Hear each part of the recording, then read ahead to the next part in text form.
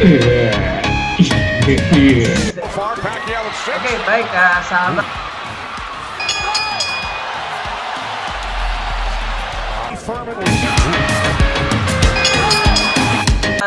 YouTube, para pemirsa video ini luar biasa.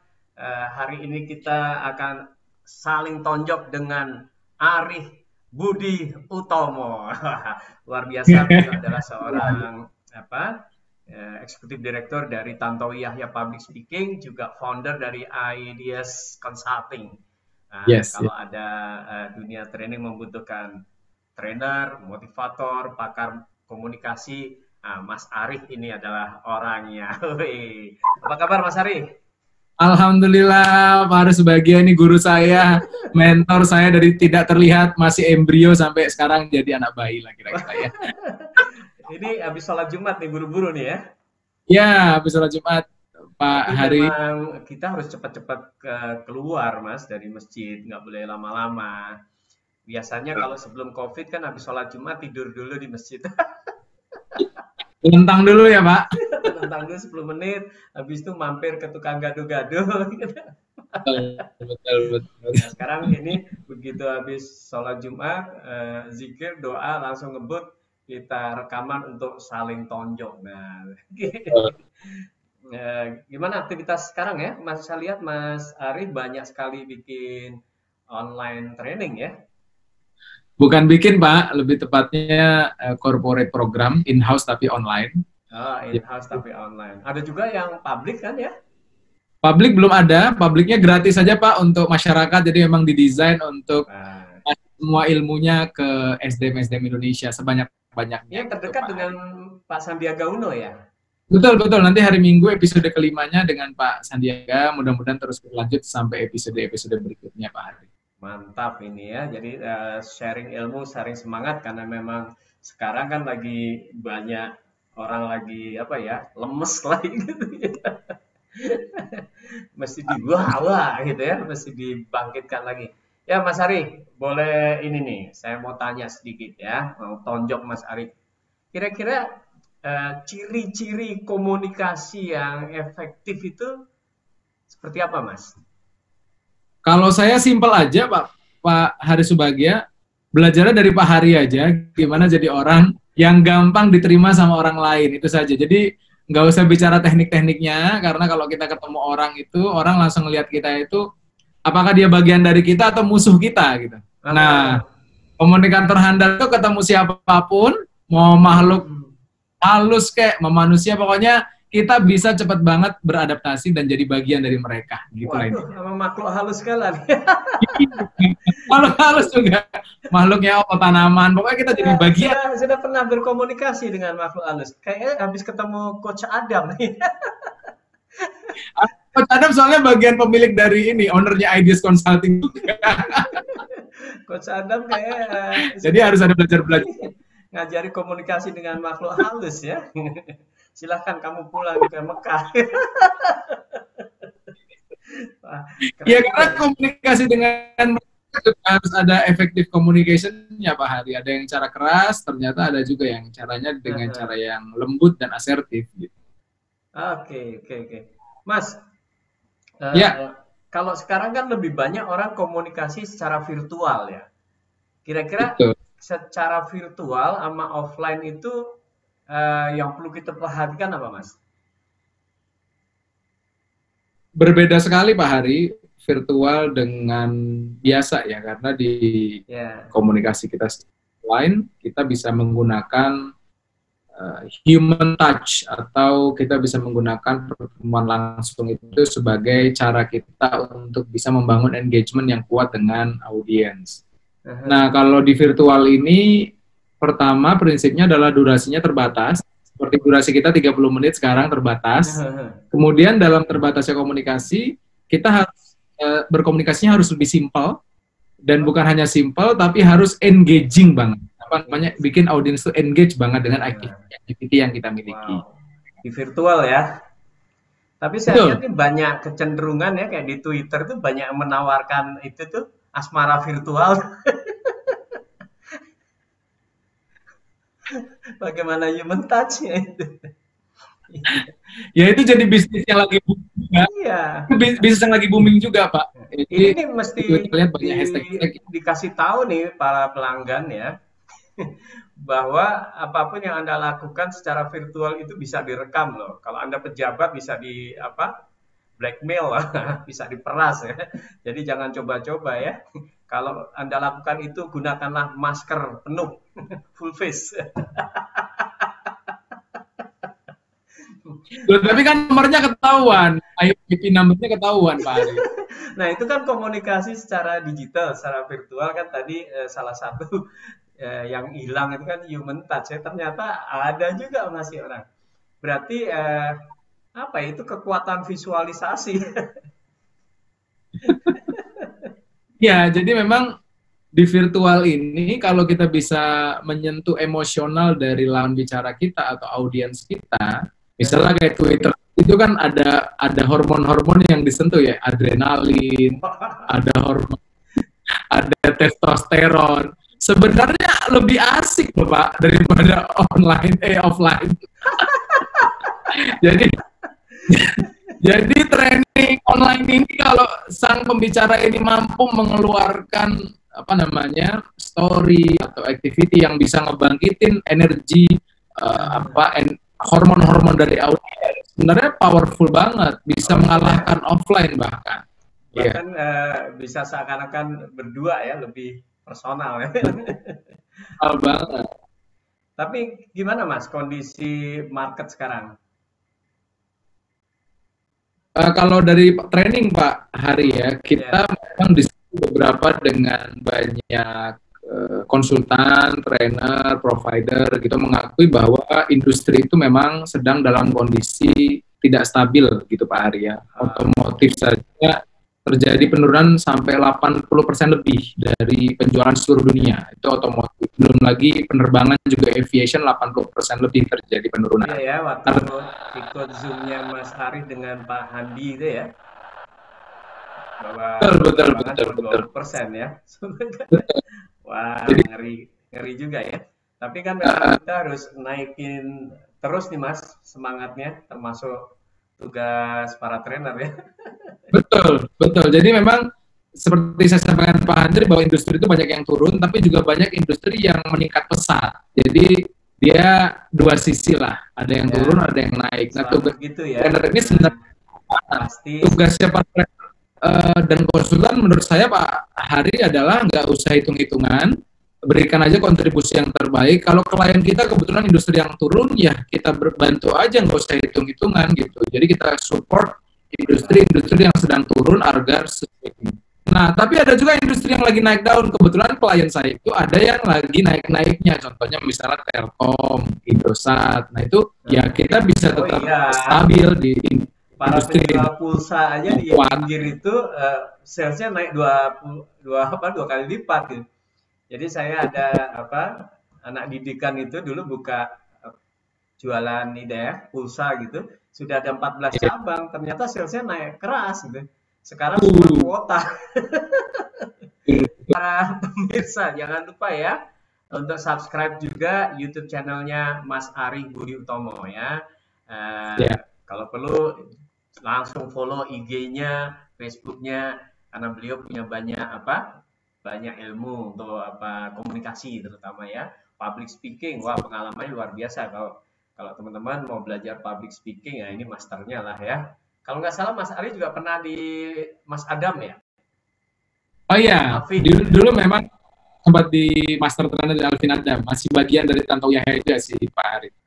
Oke. Mas, saya mau tanya nih, apa arti seorang Novitria Zemaluka buat Mas Ari? Novitria Zahratul Malika, Zahratul, manggilnya Pipit sebenarnya Pak Hari, Pipit saja. Ya buat saya ya belahan jiwa, bener-bener belahan jiwa Pak Hari. Jadi Allahu Akbar. Segala sesuatu yang terjadi dalam hidup saya itu kebanyakan feedbacknya, masukan yang paling utama, yang paling saya dengar adalah dari seorang Novitria, seorang Pipit ini gitu. Karena biasa sebuah project yang beliau serap akan jadi project yang akan repeat order dan tumbuh terus, tapi project yang beliau nggak seret, saya nggak berani ambil biasanya gitu Pak Hari, karena bahaya bagi kelangsungan hidup. Belahan jiwa sekaligus konsultan ya. Konsultan utama. Apakah Mas Ari juga termasuk fans berat Pak Ridwan Kamil? Ya, saya ngefans Pak Ridwan, ngefans Bu Risma, ngefans Pak Sandi, terutama Pak Hari Subagir. Putra putrinya inisialnya juga RK ya? Raska dan Kaila. Ya, RK.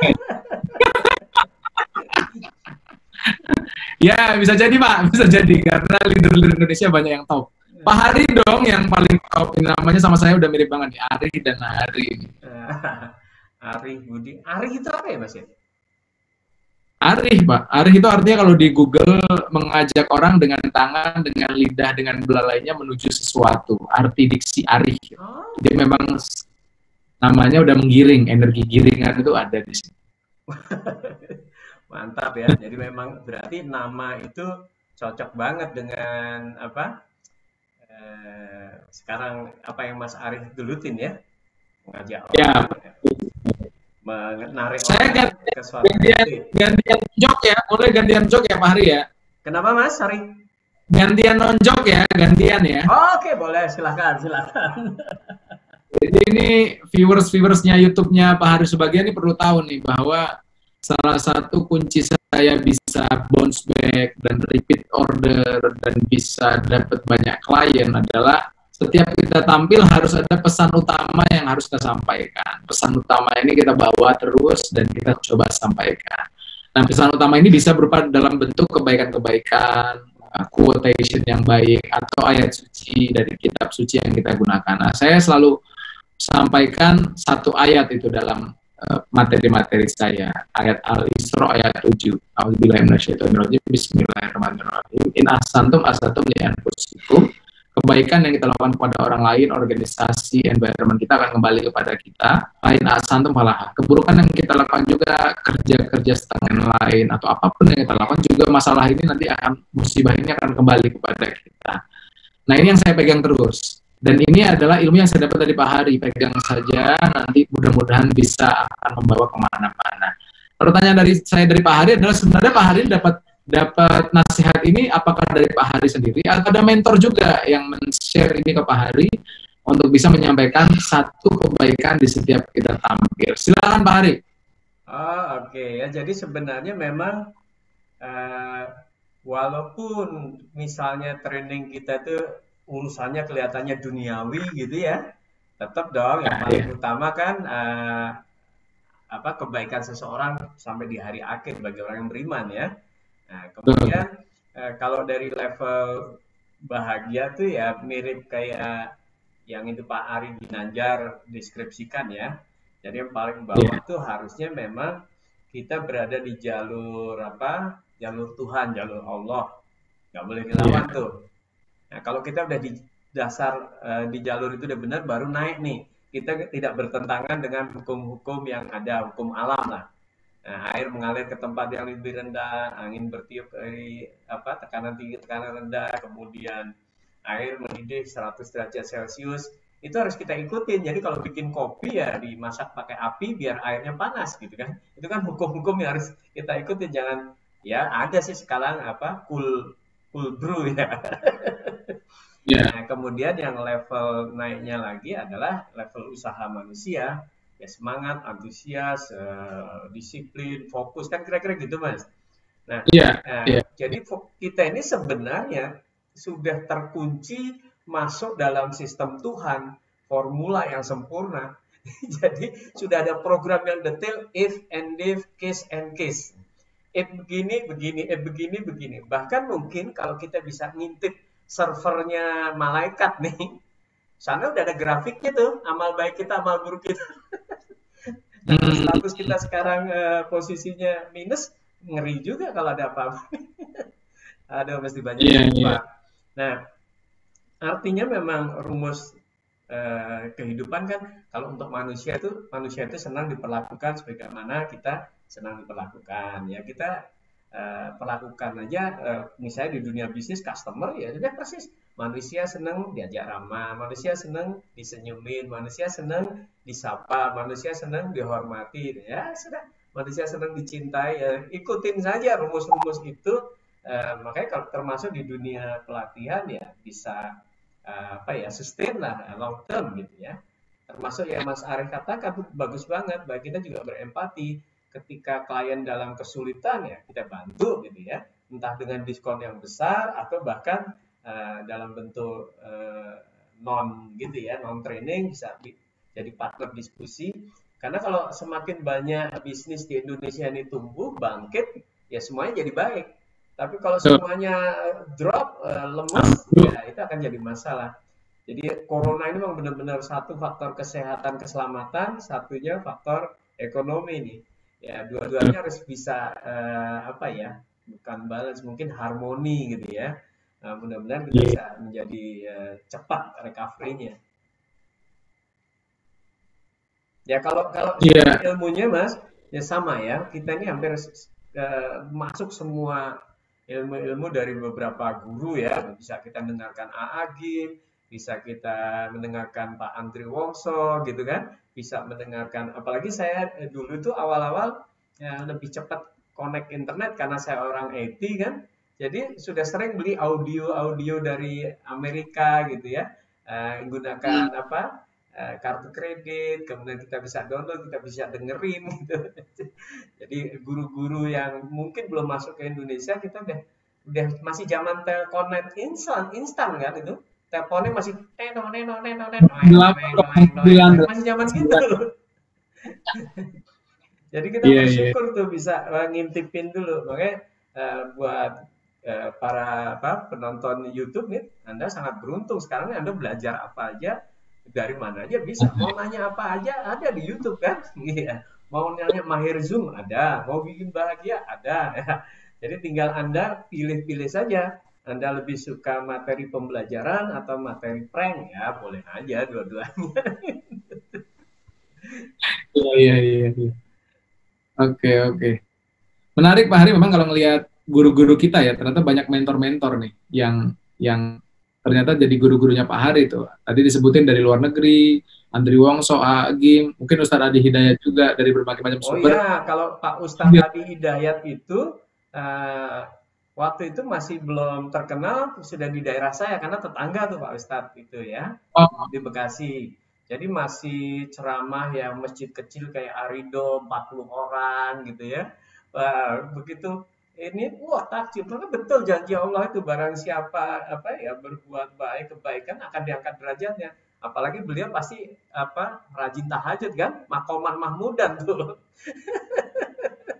Ini memang banyak top leader Indonesia atau top ulama di Indonesia ini memang saya lihat luar biasa. Pak Hari tinggal menunjukkan aja Indonesia bahwa kita benar-benar negara yang powerful, dan saya yakin ini trainer ini adalah salah satu trigger untuk bisa ngebangkitin mental bangsa khususnya. Nah, terkait prinsip saya, nama prinsip pertama adalah great communicator are not born, they are trained. Artinya komunikator hebat itu nggak tiba-tiba hebat tapi berlatih. Nah, saya datang ke pesantrennya Ustadz Adi Hidayat waktu itu untuk melihat sebenarnya beliau waktu SMP SMA itu seperti apa latihan yang dilakukan gitu. Memang dari seluruh santri di Darul Akom memang berbeda Pak Hari, karena beliau satu-satunya santri yang tidurnya di masjid. Jadi tidur di masjid, kemudian menjaga masjid sekaligus memastikan semua orang sholatnya tepat waktu. Dan cara beliau berlatih ceramahnya itu di depan pohon, di pinggir jalan. Jadi memang jam terbangnya itu sudah dilatih dari SMP SMA. Saya bersyukur bisa belajar dari Ustadz Adi Hidayat dari mulai sebelum terkenal. Jadi sering kan beliau tuh khotbah di Masjid Arido gitu. Ya, tiba-tiba begitu beliau memang luar biasa ya, hafalannya sangat kuat gitu ya. Jadi itu kalau dalam dunia training dia itu bisa menunjukkan ekstra gitu ya.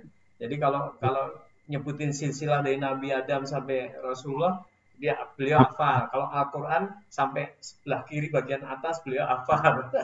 Kalau hadis nomornya halamannya hafal. Ya, orang jadi pasti wow gitu ya. Itu ya pelajaran buat kita juga nih, kalau ngajar bisa lebih detail. Jadi ya strong content itu. Iya, iya. Punya keunikan yang akhirnya keunikan ini jadi daya jual tersendiri gitu Pak Hari. Ya, memang kalau kalau bicara itu ya udah kehendak Allah juga ya. Beliau dipilih lah, Ya, dipilih gitu. Di Indonesia kalau para ulama kan macam-macam ya. Ada spesifikasinya, misalnya Ustadz Arifin Ilham, zikir gitu ya, almarhum ya.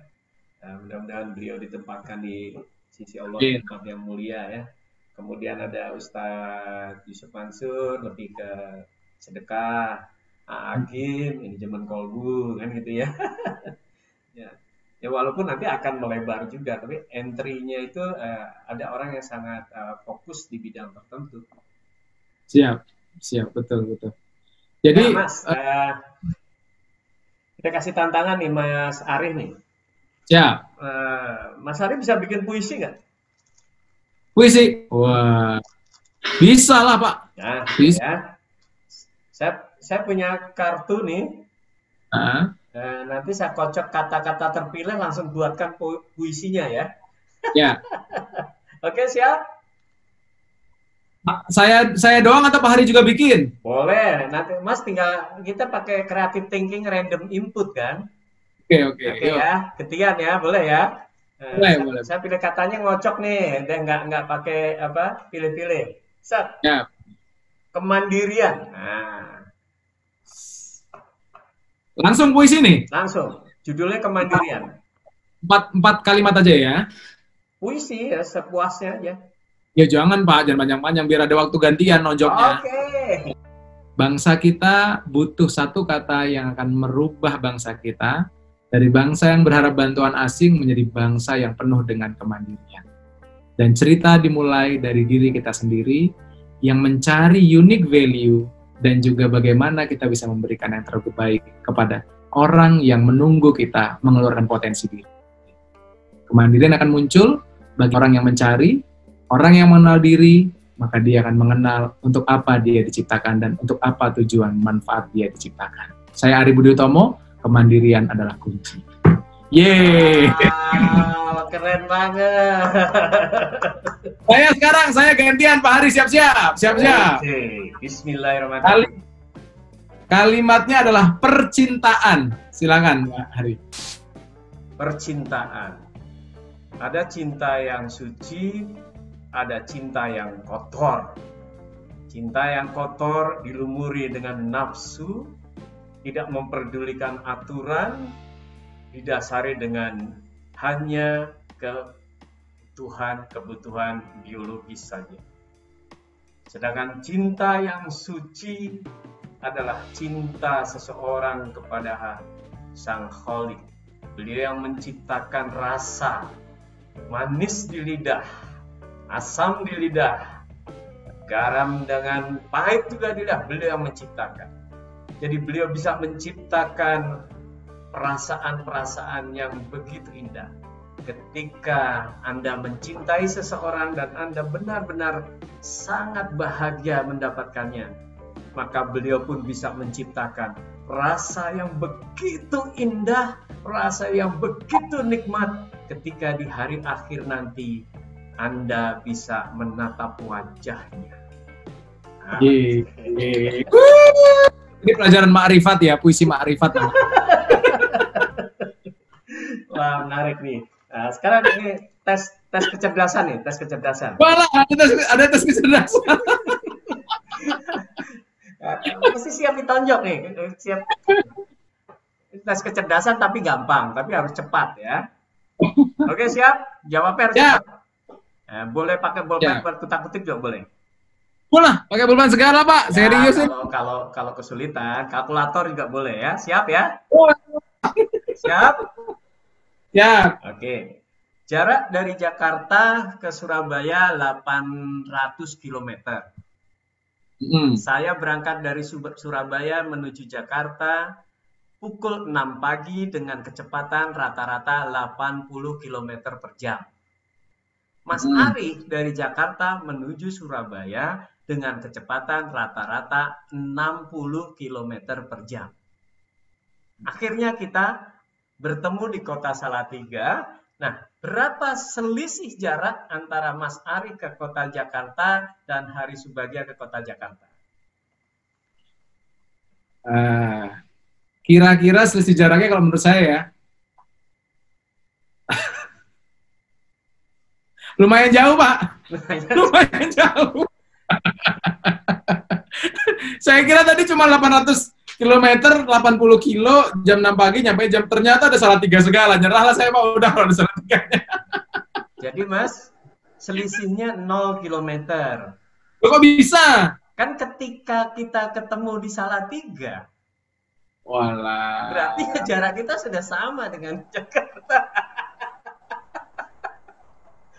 Untung saya nggak ngitung, Pak. Ternyata jawabannya jebakan.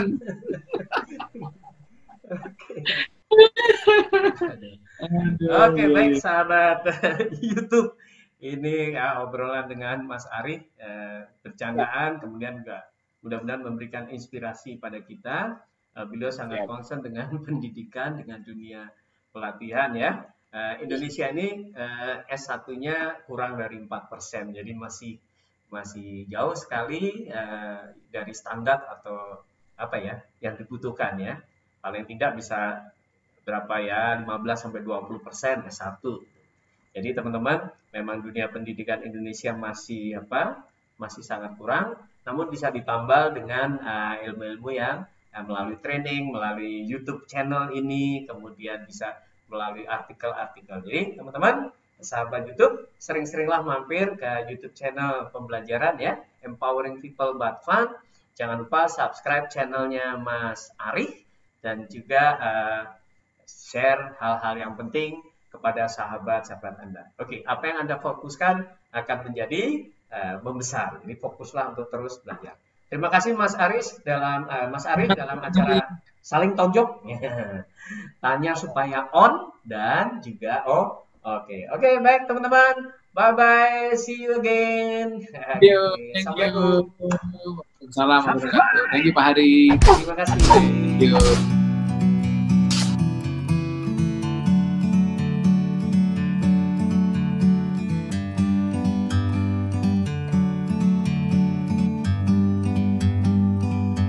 Like a bird on a tree,